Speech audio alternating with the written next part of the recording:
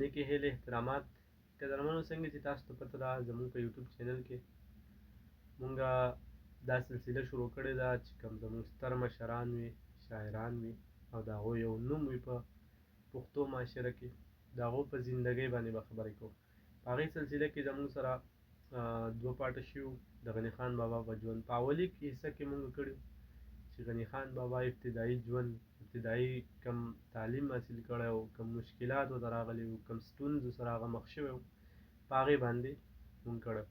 دویم پارټ کې بیا مونږ د هغه عملي زندګي سټډي کړې وه مطلب هغه چې کله تعلیم پوره کړو د هغې نه پس هغه نوکري چېرته وکړله د هغې نه پس هغه د واده باره کې خبرې کړې وې نو د هغه چې کوم عملي زندګي ده بیا جیل ته لاړو کوم جیل یې تېر کړی و نظربند شوی و په هغې باندې خبرې کړې وې. نن د هغې سلسله کې دریم پارټ دی په هغې کې به مونږ د ده شاعري سټډي کوو مطلب چې غني خان شاعرۍ فیلډ ته راغی څنګه کوم ځای کې نه دا مقبول شو په خلکو کې د پیژندګلو پیدا کړه خلکو وپېژاندو. نو که تاسو ته پته یې که نه کله چې غني خان لیوني فلسفي دا په جیل کې و نو دغه وخت کې د یو کتاب لیکلی و د پنجرې چغار هغه کتاب چې کله خلکو وکتو لکه جیل کې لیکلی او بیا چې بهر راغی کتاب چاپ شو نو چې کله هغه کتاب خلکو وکتو نو غني خان شو مطلب غني خان خلکو وپېژندو چې ده کې یو شاعر په ده کې یو ستر شخصیت دی په ده کې دنده داسې صفات پراته دي چې هغه لکه مطلب د زموږ معاشرې له ډېر څه ورکولی شي. نو هغه کتاب په 1956 کې بیا چاپ شو د هغې نه غني خان چې دی شاعرۍ ته راغی مطلب خلکو وپېژندو بطور یو شاعر ټیک شو.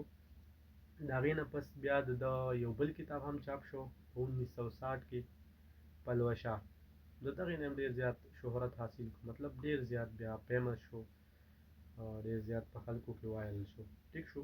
دا یې دویم کتاب شو. بیا دریم کتاب چې دی په 1978 کې پانوس نومې یو کتاب هم د دوی چاپ شو ټیک شو. دغې نه هم غني خان خلکو ډېر زیات وپېژانده کله دویم کتاب چاپ شو دریم کتاب اولی کتاب د پنجرې چغار دویم کتاب چې کله د ده چاپ شو نو هغه پلوشه وه دریم کتاب بیا پانوس و. بیا په 1985 کې بیا داسې وشو چې د دوی کوم کتابونه دي دا درې واڼې راټول کړه او دې له یو نوم ورکړه د غني کلیات د غني کلیات په نوم باندې دا اوس شته تاسو کتلی هم شئ په دغې باندې دا اوس مطلب یو کتاب دی درې واڼه کتابونه یې راغونډ کړي دي د هغې مجموعه ده او هغې له یې نوم ورکړی دی د غني کلیات ټیک شو. تاسو کتلی هم شئ اوس شته ټیک شو مارکیټ کې اویلیبل دی. دغې نه پس د ده کم شعرونه چې مطلب چا سره وو او مطلب اخوا دېخوا یو شعر یو ځای کې بل شعر بل ځای کې هغه خلکو راټول کړه او هغې له یې نوم ورکړه لټون ټیک شو. دا د دوه اوس دویم غټ کتاب چاپ کېږي اولی د دریو کتابونو مجموعه کلیات شو بیا دویم چې کوم د غټ کتاب د ده چاپ کېږي هغه څه نوم شو لټون ټیک شو او دا په 1995 کې چاپ شو ټیک ده. د دې نه پس د یو عام هسې یو کتاب هم لیکلی و د شاعرۍ نه هټ کړه په پښتنو باندې د پښتنو په ژوند باندې د پښتنو په ثقافت باندې په انګلیش لینګویج کې د پټان مطلب د پښتنو ژوند یې پکې خلکو ته ښوولی و چې پښتانه څنګه ژوند کوي د دوی کوم ثقافت دی د دوی کوم معیشت دی د دې طرز زندګي څنګه ده په دې باره کې باندې هغه د پټان نوم یو کتاب لیکلی ټیک شو په انګلیش کې.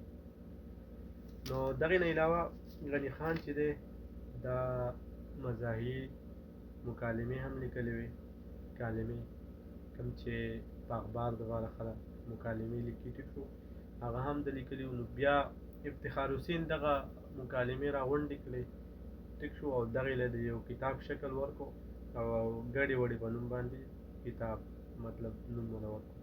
دا ګډې وډې نوم یې ورته ځکه وایي که دغه مزاحیه وي ټیک شو ګپې شپې وي داسې مزاحیه فني انداز خبرې وي نو هغه غني خان وله دغه نوم ورکړو افتخار حسین ټیک شو.